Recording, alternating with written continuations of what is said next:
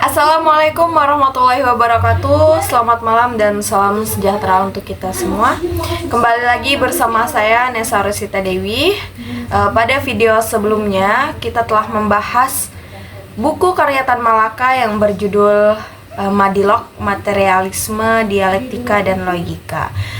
Pada video sebelumnya kita telah mengupas sedikit tentang bab 1 yang berjudul Logika Mistika, yang mana itu adalah sebuah pemikiran orang zaman dahulu yang masih bertumpu atau berkiblat kepada pemikiran-pemikiran mistis yang tidak masuk akal.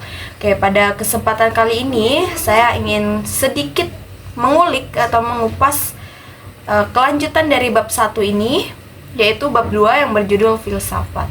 Oke, tujuan Tan Malaka menghadirkan filsafat dalam buku Madilog ini adalah agar kita dapat mengerti atau agar kita dapat belajar filsafat sehingga kita menghilangkan pemikiran-pemikiran kita yang tidak irasional. Kemudian menjadikan sebuah pemikiran kita menjadi konkret, dan kita juga berpikir bersama-sama atau berpikir secara kolektif bahwasanya dengan kita membaca Madilog ini kita akan mempelajari ilmu-ilmu filsafat. Tetapi yang perlu diperhatikan ketika kita belajar ilmu filsafat ini, ketika kita sudah berada jauh dengan ilmu-ilmu filsafat ini, kita harus kembali kepada kesadaran diri kita.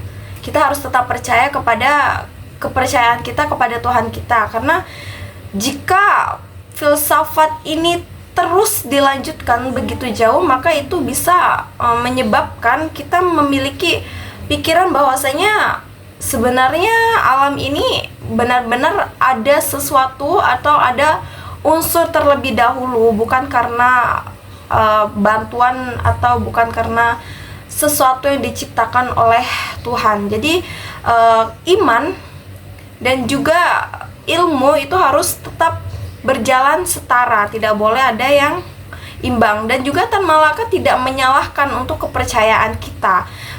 Tan Malaka tidak menyalahkan sesuatu hal yang gaib. Ini hanyalah pikiran Tan Malaka yang mana ketika ia berpikir bahwasanya sesuatu budaya atau sesuatu adat yang salah, yang irasional adalah sesuatu yang tidak bisa dipertanggungjawabkan.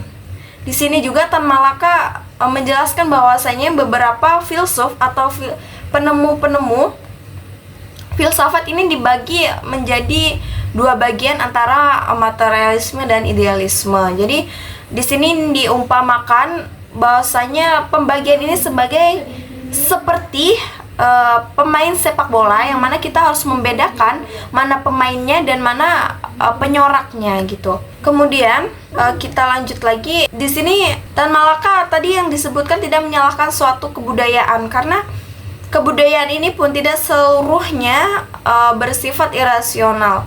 Jika itu bersifat irasional, contohnya seperti tari persembahan untuk berterima kasih kepada dewa roh yang telah memberikan sebuah hasil pertanian yang limpah ruah. Nah, ini tidak disebabkan atau ini adalah sesuatu hal yang irasional, yang tidak masuk akal. Tetapi beda halnya dengan budaya, yang mana misalkan dalam suatu budaya dijelaskan bahwasanya berbicara lebih tinggi dari suara orang tua itu adalah sebuah perbuatan yang tidak baik. Itu adalah sesuatu yang rasional yang bisa diterima oleh kita, karena itu juga adalah sesuatu hal yang baik. Oke. Selanjutnya di sini juga Tan Malaka memisahkan antara pemikiran materialisme dan idealisme. Oke. Materialisme ini adalah sesuatu hal yang dia sebelum mendapatkan sesuatu, sebelum terjadinya sesuatu, dia telah melalui proses. Oke, mungkin hanya itu yang dapat saya sampaikan, sedikit mengupas, dan kita akan melanjutkannya di pertemuan selanjutnya. Oke, salah hilafnya saya mohon maaf. Saya akhiri. Wassalamualaikum warahmatullahi wabarakatuh.